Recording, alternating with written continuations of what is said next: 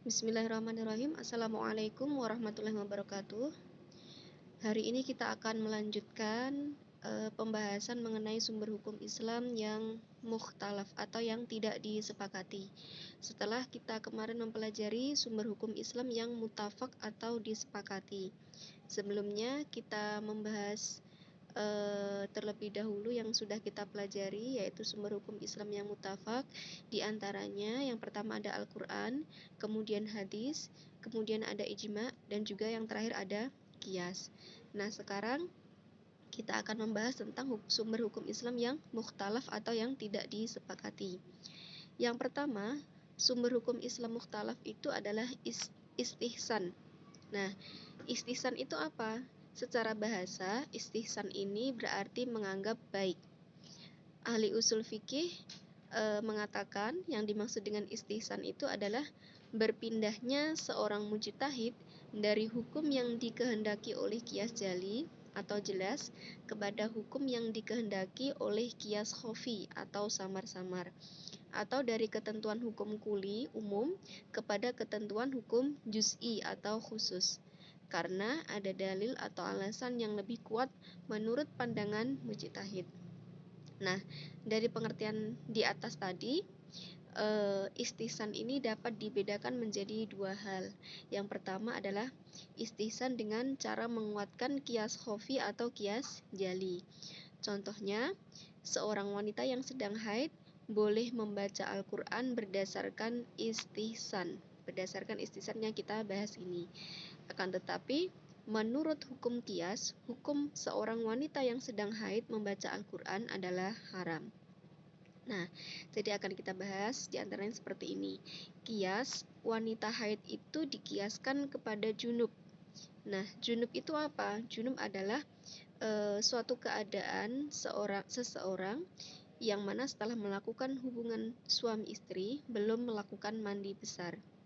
Nah, wanita haid itu dikiaskan kepada junub dengan ilat sama-sama tidak suci. Nah, jadi kalau seorang wanita yang belum mandi besar setelah melakukan hubungan suami istri, maka dia dalam keadaan tidak suci, sama halnya dengan seorang wanita yang sedang haid. Nah, selanjutnya orang junub itu diharamkan membaca Al-Quran, maka orang haid juga haram membaca Al-Quran. Setelah itu, dari segi istihsan, haid berbeda dengan junub karena haid itu waktunya lama sekali, maksudnya dalam rentan waktu beberapa hari, sedangkan junub itu waktunya hanya sebentar. Maka wanita haid tidak dapat melakukan ibadah dan tidak pula mendapatkan pahala, sedangkan laki-laki dapat beribadah setiap saat karena tidak mengalami haid. Ini adalah istihsan dari segi qiyas. Kemudian yang kedua adalah istihsan yang mana dari ketentuan hukum kuli umum kepada ketentuan hukum yang juz'i atau khusus. Contohnya adalah kebolehan dokter melihat aurat wanita dalam proses pengobatan. Contohnya, menurut kaidah umum, seseorang dilarang melihat aurat orang lain. Akan tetapi dalam keadaan tertentu, seseorang harus membuka bajunya untuk didiagnosa penyakitnya. Maka dalam rangka mendapatkan kemaslahatan, menurut kaidah istihsan ini, seorang dokter dibolehkan melihat aurat wanita yang berobat kepadanya. Lalu apa yang menjadi dasar hukum dari istihsan? Nah, para ulama yang memakai istihsan ini mengambil dari dalil Al-Quran dan Sunnah yang menyebutkan kata istihsan dalam pengertian yang sama dengan istihsan atau denotatif yang memiliki makna yang sama, yaitu dalam Quran surat Az-Zumar ayat 18 yang berbunyi A'udzubillahi minasyaitonirrajim. Bismillahirrahmanirrahim. Alladzina yastami'una al-qawla fayattabi'una ahsanah. Ulaika alladzina hum hadahumullah wa ulaika hum ulul albab. Nah, yang mendengarkan perkataan lalu mengikuti apa yang paling baik di antaranya. Mereka itulah orang-orang yang telah diberi Allah petunjuk, dan mereka itulah orang-orang yang mempunyai akal. Nah, di sini ada kata ahsanah, mengikuti yang baik. Nah, ayat ini menurut mereka menegaskan bahwa pujian Allah Subhanahu wa Ta'ala bagi hambanya yang memilih dan mengikuti perkataan yang baik, dan pujian tentu tidak ditujukan kecuali untuk sesuatu yang disyariatkan oleh Allah Subhanahu wa Ta'ala. Nah, selanjutnya, siapa saja ulama yang menerima dan menolak istihsan sebagai sumber hukum Islam? Yang pertama, Jumhur Malikiyah dan Hanabilah menetapkan bahwa istihsan adalah suatu dalil syar'i yang dapat dijadikan hujah untuk menetapkan hukum terhadap sesuatu yang ditetapkan oleh qiyas atau keumuman nas. Nah, dan menurut ulama Hanafiyah, menggunakan istihsan ini dengan alasan bahwa berdalil dengan al-istihsan itu sebenarnya sama dengan berdalil dengan qiyas khofi atau berdalil dengan istislah. Nah, kesemuanya dapat diterima. Jadi, ulama yang menggunakan istihsan itu ada dua golongan. Yang pertama Jumhur Malikiyah dan yang kedua adalah Hanabilah. Lalu, ulama Syafi'iyah ini memiliki pandangan yang berbeda mengenai istihsan. Menurut Imam Syafi'i, dengan qaulnya yang masyhur bahwa barang siapa yang berhujjah dengan istihsan, maka ia telah membuat sendiri hukum syara. Nah, Imam Syafi'i berkeyakinan bahwa berhujjah dengan istihsan berarti telah menentukan syariat baru. Sedangkan yang berhak membuat syariat itu hanyalah Allah Subhanahu wa Ta'ala. Dari sinilah terlihat bahwa Imam Syafi'i beserta pengikutnya cukup keras dalam menolak masalah istihsan ini. Jadi yang memakai istihsan itu ada dua golongan, yaitu Jumhur Malikiyah dan Hanabilah, sedangkan yang menolak adalah ulama Syafi'iyah. Kita lanjutkan. Sumber hukum Islam yang mukhtalaf. Yang kedua adalah maslahah mursalah. Maslahah mursalah ini secara bahasa pengertiannya adalah kebaikan, kebermanfaatan, kepantasan, kelayakan, keselarasan, dan kepatutan.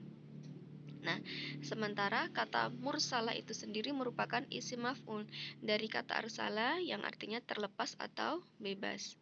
Dengan demikian, kedua kata tersebut disatukan yang memiliki arti terlepas atau terbebas dari keterangan yang menunjukkan boleh atau tidak bolehnya dilakukan.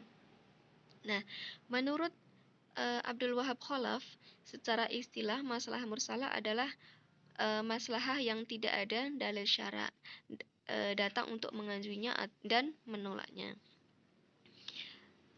Siapa ulama yang menolak dan menerima? Yang menolak adalah jumhur ulama. Nah, jumhur ulama itu maksudnya adalah sebagian besar para ulama. Sedangkan Imam Malik membolehkan berpegang pada maslahah mursalah. Apabila masalah mursalah itu dipegang sesuai dengan dalil kuli atau dalil juz'i dari syara, maka boleh berpegang kepadanya. Itu menurut Ibnu Burhan. Nah, ini adalah pendapat dari Imam Syafi'i. Jadi, kalau Imam Syafi'i ini masih memilah dan memilih apakah masalah mursalah itu berdasarkan dari dalil kuli atau dari dalil juz'i. Kemudian di sini ada beberapa syarat masalah mursalah supaya bisa dijadikan sebagai sumber hukum Islam. Yang pertama, masalah itu harus jelas dan pasti, bukan hanya berdasarkan anggapan atau perkiraan.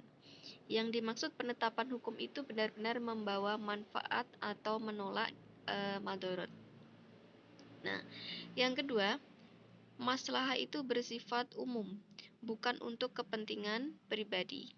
Penetapan hukum itu memberi manfaat kepada manusia terbanyak atau menolak madorot dari mereka, bukan untuk kepentingan individu seseorang.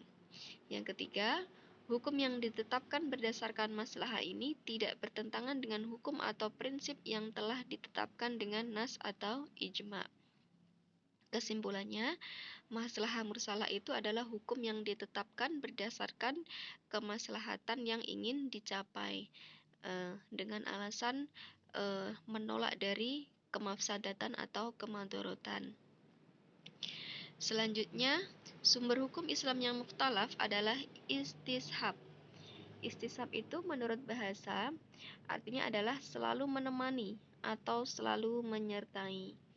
Sedangkan istilah istishab secara istilah artinya adalah menjadikan hukum yang telah tetap pada masa lampau terus berlaku sampai sekarang karena tidak diketahui adanya dalil yang merubahnya. Intinya, sesuatu hukum apabila sudah ada ketentuannya, walaupun itu sudah lama, akan tetap terus berlaku sampai ada hukum baru yang mengaturnya. Seandainya tidak ada hukum baru yang mengaturnya, maka istishab itu tetap berlaku hukum yang lalu. Nah, macam-macam istishab ini ada 4 macam. Yang pertama adalah istishab al-adam, yaitu tidak adanya suatu hukum yang ditiadakan oleh akal berdasarkan asalnya dan tidak pula ditetapkan oleh syara. Contohnya adalah sholat yang keenam itu tidak ada. Diwajibkan sholat itu hanyalah 5 waktu dalam 1 hari 1 malam. Nah, akal mengetahui bahwa sholat yang keenam itu hukumnya tidak wajib, meskipun syarak tidak menegaskannya, karena tidak ada dalil yang mewajibkannya. Jadi manusia tidak usah mengerjakan sholat yang keenam, dan ini berlaku sepanjang masa. Selanjutnya, istishab umum atau nas sampai datang dalil yang merubahnya, berupa mukhasis atau nasikh. Nah, dalam hal ini yang dimaksud yaitu suatu hukum tetap berlaku menurut umumnya sampai ada yang merubahnya. Contohnya dalam ayat Al-Quran, hukum mewaris seorang anak mendapatkan bagian dari orang tuanya. Hukum tersebut berlaku umum untuk semua anak sampai datang dalil yang mengkhususkannya, yaitu hadis Nabi yang artinya pembunuh tidak mendapat bagian waris. Artinya, setiap anak dapat mendapatkan warisan dari orang tuanya, namun apabila seseorang itu statusnya adalah sebagai pembunuh, maka dia tidak berhak mendapatkan warisan dari orang tuanya tadi. Yang ketiga adalah istishab, hukum yang ditunjukkan oleh syarak tetapnya dan kekalnya karena ada sebabnya. Contohnya adalah seorang wanita menjadi halal bagi seorang laki-laki sebab adanya akad nikah yang sah, dan hukum halal terus berlaku selama tidak ada hukum yang merubahnya, misalnya seperti talak, fasakh, dan sebagainya. Yang keempat, istishab keadaan ijma atau sesuatu hukum terus berlaku pada tempat yang diperselisihkan atau khilaf. Contohnya, sebagian ulama mengatakan bahwa orang sholat dengan tayamum, kemudian saat sedang sholat tiba-tiba dijumpainya air, maka sholatnya menjadi batal. Nah, berdalilkan istishab terhadap sahnya sholat dengan tayamum sebelum melihat air. Nah, hukum tersebut terus berlaku sampai ada dalil bahwa melihat air membatalkan sholat. Sedangkan masalah ini diperselisihkan di antara ulama. Menurut sebagian ulama, istishab seperti ini tidak dapat dijadikan hujah dalam penetapan hukum. Nah, siapa saja ulama yang menerima dan menolak istishab sebagai sumber hukum Islam? Ulama Malikiyah, Syafi'iyah, Hanabilah, Zahiriyah, dan Syiah berpendapat bahwa istishab ini bisa menjadi hujah secara mutlak untuk menetapkan hukum yang sudah ada selama belum ada dalil yang mengubahnya.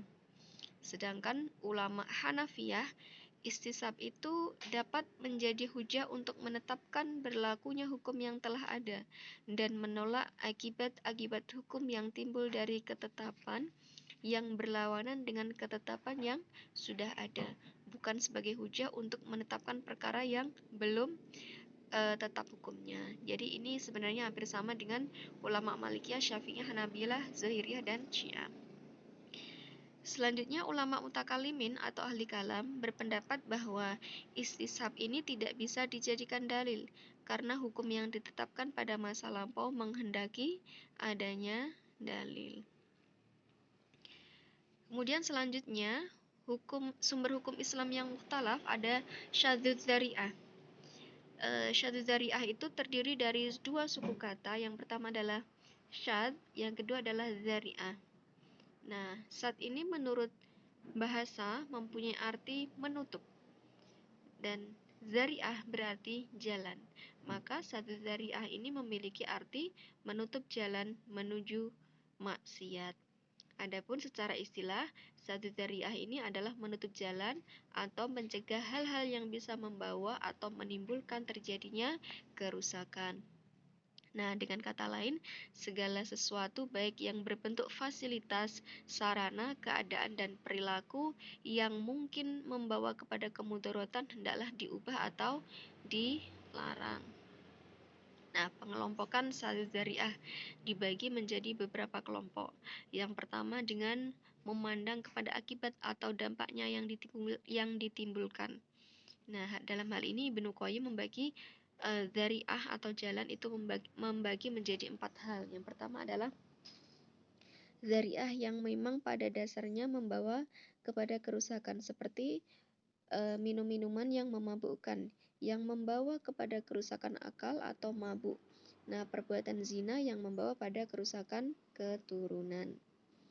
Nah, ini menimbulkan hal yang buruk. Jadi, dari memabukkan ini dapat menghilangkan akal. Nah, dengan hilangnya akal ini dapat membawa kerusakan yang lebih banyak lagi. Selanjutnya, dzari'ah yang ditentukan untuk sesuatu yang mubah, namun ditujukan untuk perbuatan buruk yang merusak, baik dengan sengaja seperti nikah muhalil atau nikah yang sengaja dilakukan untuk bisa menikah lagi dengan suami atau istri pertama setelah talak 3, atau tidak sengaja seperti mencaci sembahan agama lain. Nah, nikah itu sendiri pada dasarnya berhukum mubah, namun karena dilakukan dengan niat menghalalkan yang haram, menjadi tidak boleh hukumnya. Nah, mencaci sembahan agama lain itu sebenarnya hukumnya adalah mubah, namun karena cara tersebut dapat dijadikan perantara bagi agama lain untuk mencaci Allah, menjadi terlarang melakukannya. Selanjutnya, dzari'ah yang semula ditentukan mubah, tidak ditujukan untuk kerusakan, namun biasanya sampai juga kepada kerusakan, yang mana itu lebih besar dari kebaikannya. Seperti berhiasnya seseorang perempuan yang baru saja suaminya meninggal dalam masa iddah. Berhiasnya perempuan ini boleh hukumnya, tetapi dilakukan berhias itu justru baru saja suaminya meninggal dan masih dalam masa iddah, keadaannya menjadi lain. Nah, ini karena ada suatu keadaan. Kemudian dzari'ah yang semula ditentukan untuk mubah, namun terkadang membawa kepada kerusakan, sedangkan kerusakannya ini lebih kecil dibanding dengan kebaikannya. Contohnya dalam hal ini adalah melihat wajah perempuan saat dipinang. Nah, ini lebih baik tidak usah memandang daripada memandang kemudian ada madarat yang lebih besar.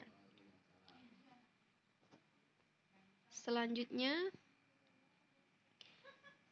dari segi tingkat kerusakan yang ditimbulkan, Abu Ishaq Asy-Syatibi membagi dzari'ah itu kepada 4 jenis. Yang pertama adalah dzari'ah yang membawa kepada kerusakan secara pasti. Artinya, bila perbuatan dzari'ah itu tidak dapat dihindarkan secara pasti, pasti akan terjadi kerusakan. Misalnya seperti menggali lubang di tanah sendiri di dekat pintu rumah di waktu malam, maka ditakutkan ada orang yang terjatuh di dalam lubang tersebut ketika ada orang yang keluar rumah. Nah, sebenarnya dalam hukum menggali lubang itu boleh-boleh saja, akan tetapi karena penggaliannya ini dilakukan dalam kondisi yang seperti itu, maka akan menimbulkan kerusakan atau kemafsadatan. Selanjutnya yang kedua, zari'ah yang membawa kepada kerusakan. Menurut biasanya, dengan arti kalau zari'ah itu dilakukan, maka kemungkinan besar akan timbul kerusakan atau akan dilakukannya perbuatan yang dilarang. Umpamanya, menjual anggur kepada pabrik pengolahan minuman keras. Menjual anggur itu sebenarnya boleh-boleh saja dan tidak mesti pula anggur yang dijual itu akan dijadikan minuman keras. Akan tetapi, menurut kebiasaan, pabrik minuman keras membeli anggur untuk diolah menjadi minuman keras. Selanjutnya, zari'ah yang membawa kepada perbuatan terlarang menurut kebanyakan. Nah, hal ini berarti bila zari'ah itu tidak dihindarkan, seringkali sesudah itu akan mengakibatkan berlangsungnya perbuatan yang terlarang. Nah, misalnya jual beli kredit. Memang tidak selalu jual beli kredit itu membawa kepada riba, akan tetapi dalam praktiknya sering dijadikan sarana untuk riba. Jual beli kredit itu boleh. Yang tidak boleh adalah misalnya seperti leasing. Nah, leasing itu dia mensyaratkan seandainya terjadi keterlambatan membayar angsuran, maka akan diberlakukan denda, atau tidak bisa membayar cicilan, maka akan disita barangnya. Itulah yang merusak akad. Nah, ini yang tidak diperbolehkan. Selanjutnya, zari'ah yang jarang sekali membawa kerusakan atau perbuatan terlarang. Dalam hal ini, seandainya perbuatan itu dilakukan, belum tentu menimbulkan kerusakan. Umpamanya menggali lubang di kebun sendiri yang jarang dilewati orang. Menurut kebiasaan, tidak ada orang yang lewat di tempat itu yang terjatuh ke dalam lubang. Namun tidak menutup kemungkinan ada yang nyasar lalu terjatuh ke dalam lubang tersebut. Lalu siapa saja yang menerima dan menolak syahadu zari'ah sebagai sumber hukum Islam? Menurut Imam Malik, syahadu zari'ah itu dapat dijadikan sebagai sumber hukum, yang mana berarti perkara yang mubah itu dapat dilarang kalau pada pembolehannya itu membuka jalan untuk mendorong kepada maksiat. Sedangkan menurut Imam Abu Hanifah dan Imam Syafi'i, syahadu zari'ah itu tidak dapat dijadikan sumber hukum karena sesuatu yang menurut hukum asalnya mubah tetap diberlakukan mubah hukumnya. Yang kelima adalah uruf. Nah, uruf itu menurut bahasa artinya adalah adat kebiasaan. Adapun secara istilah syara, uruf itu adalah apa yang dijadikan sandaran oleh manusia dan mereka berpijak kepada ketentuan uruf tersebut, baik yang berhubungan dengan perbuatan yang mereka lakukan maupun terkait dengan ucapan yang dipakai secara khusus. Nah, macam-macam uruf.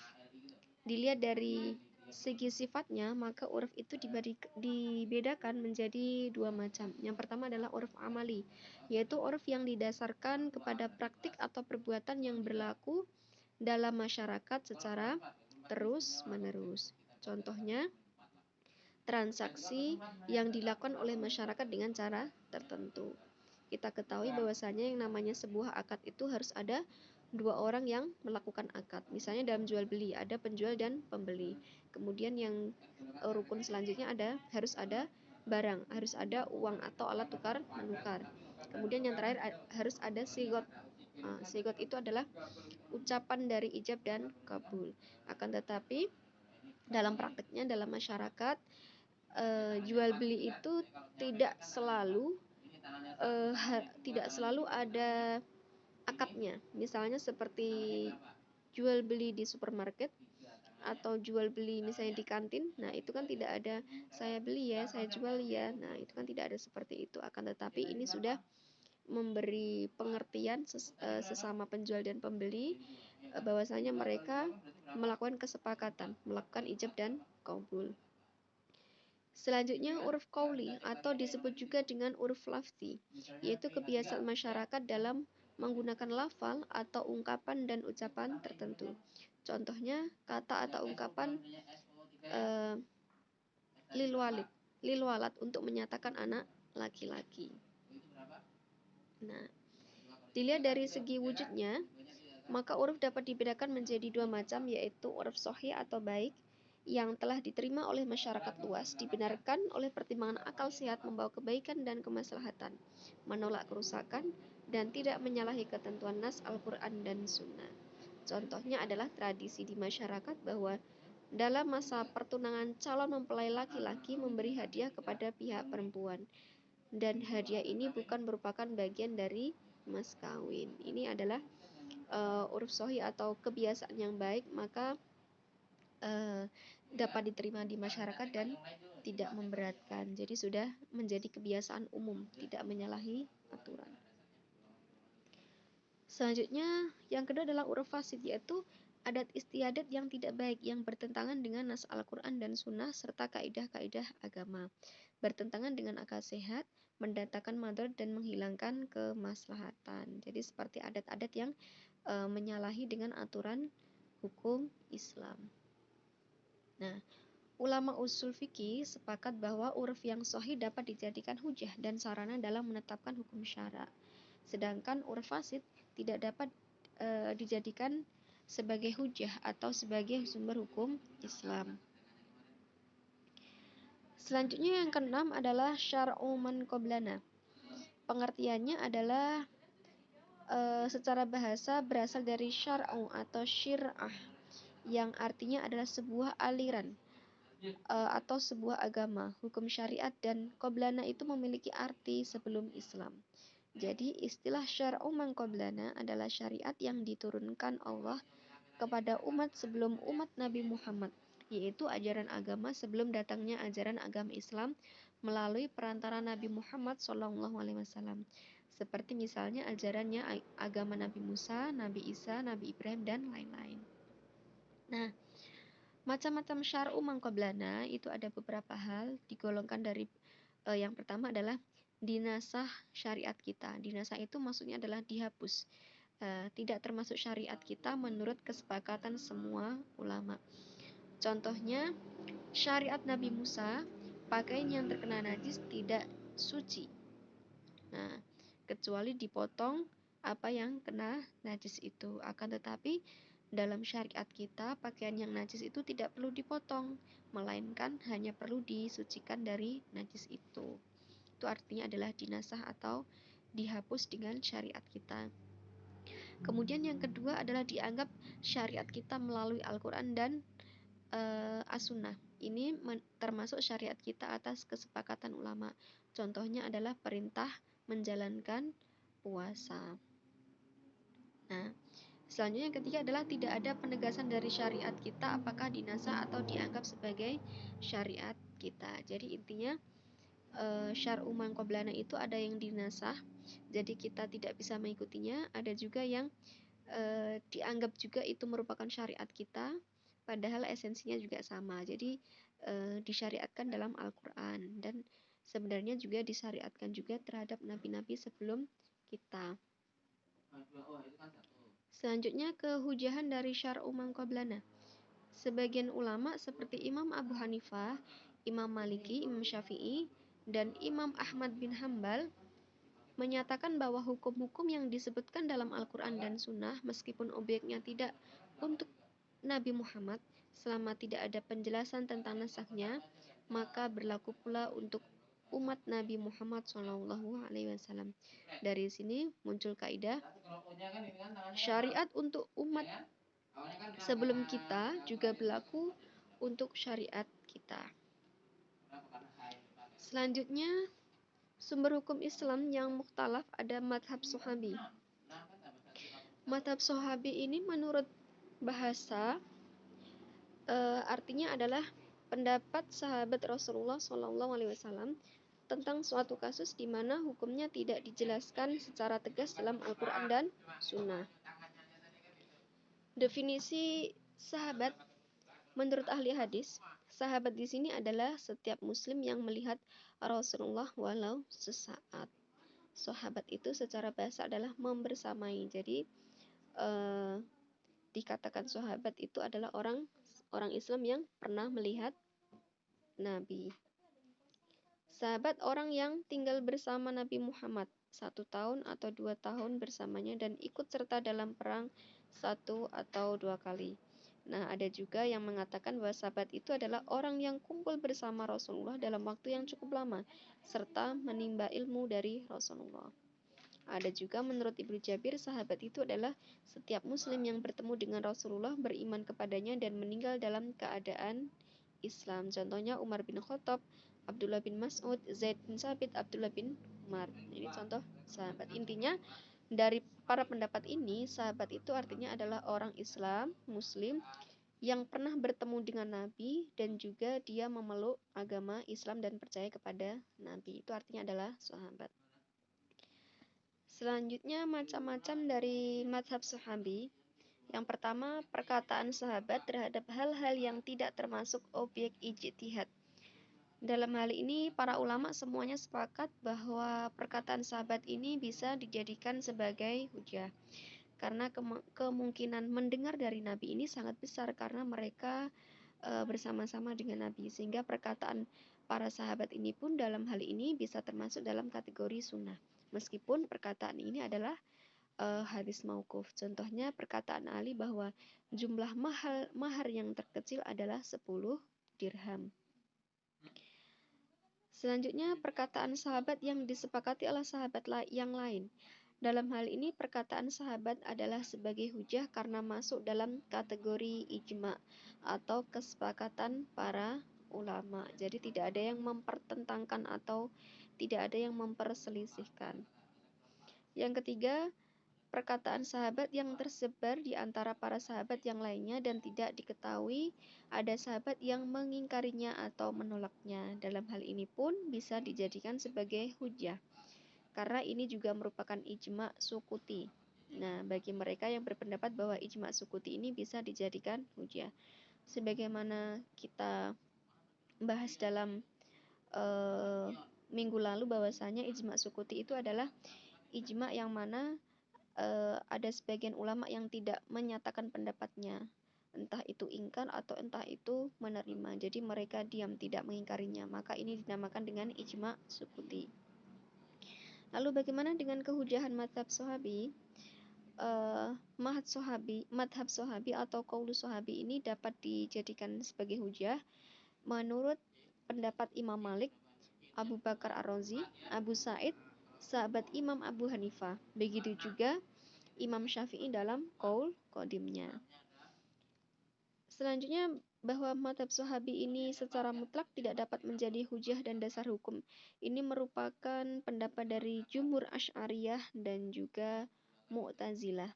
Nah, Imam Syafi'i dalam qaul jadidnya atau qaul yang baru juga seperti Abu Hasan Al-Qurha dari golongan Hanafiyah. Nah, alasan mereka antara lain adalah firman Allah Subhanahu wa taala, A'udzubillahi minasyaitonirrajim, fa'tabiru ya ulil absor. Nah, artinya, maka ambillah kejadian itu untuk menjadi pelajaran, hai orang-orang yang mempunyai wawasan. Baik, semoga apa yang saya sampaikan dapat dipahami dan bermanfaat serta mendapatkan keberkahan. Untuk selanjutnya, penugasan nanti akan saya sampaikan di WA. Saya akhiri, ada kurang lebihnya mohon dimaafkan. Khairan, assalamualaikum warahmatullahi wabarakatuh.